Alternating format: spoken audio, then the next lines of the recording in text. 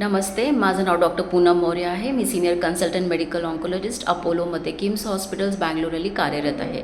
आज आपण breast cancer संबंधी बोलूया. ब्रेस्ट कॅन्सर हा स्तन कॅन्सर म्हणतात, पण ब्रेस्ट म्हणजे स्तनामध्ये सगळ्या गाठी कॅन्सर नसतात. तर ब्रेस्ट कॅन्सरची गाठ कशी असते, तर ती हार्ड असते आणि त्याला पेन काही नसतं. ओके, त्याला काहीही त्रास नसतो. तर कधी कधी आपण बघतो की स्किन चेंजेस असतात ब्रेस्टमध्ये आणि कधी निप्पलमधून डिस्चार्जही असू शकतो. पण सगळे असे गाठ किंवा सगळे स्किन चेंजेस कॅन्सरची लक्षणं नसतात. दॅट कॅन बी इन्फेक्शनमुळेही असू शकतो किंवा काय म्हणतात फॅटची गाठ असू शकतात, लाईक लायपोमा, फायब्रोॲडेनोमा. तर सगळ्या गाठी कॅन्सर गाठी नसतात. तुम्हाला काहीही गाठ असली तर तुम्ही डॉक्टरांशी भेटू शकता आणि ते तुम्हाला मॅमोग्रॅम, सोनोमॅमोग्रॅम तुमच्या वयानुसार सांगतात आणि त्याच्यामध्ये कळतं की ह्याचा डाऊट आहे की नाही आहे. जर कॅन्सरचं डाऊट असलं तर आम्ही बायोप्सी करून घेतो. बायोप्सीमध्ये 100% माहिती पडतं की ते कॅन्सर आहे किंवा नाही आहे.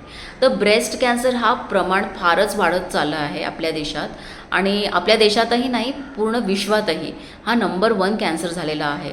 आणि त्याची ट्रॅजेडी अशी आहे की ब्रेस्ट हा एकटा असा ऑर्गन आहे जो बाहेर आहे.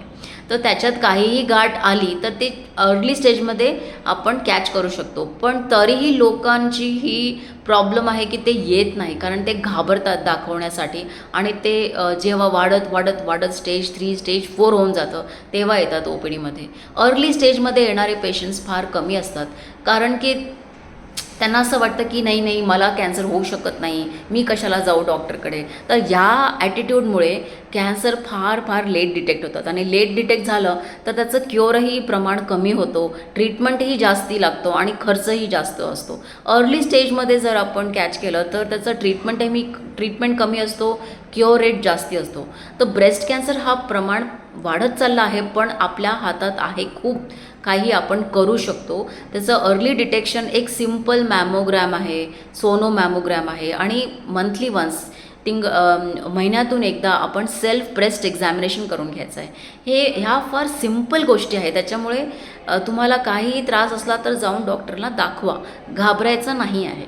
आपण चेकअप करून घ्या, ॲन्युअल हेल्थ चेकअप करत राहा.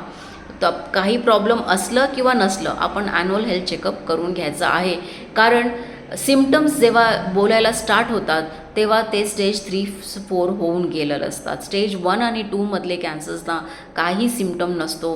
दिस is the tragedy my dear friends. So तुम्ही सिम्पटम्सना जर सिम्पटम्ससाठी वेट करत आहोत, नाही मला काही त्रास झाला तर मी जाईन, तर that will become late, it can become late. So annual health checkup करा. तुम्हाला काही त्रास नसला तरी वर्षातून एकदा चेकअप करून घ्या. नमस्ते.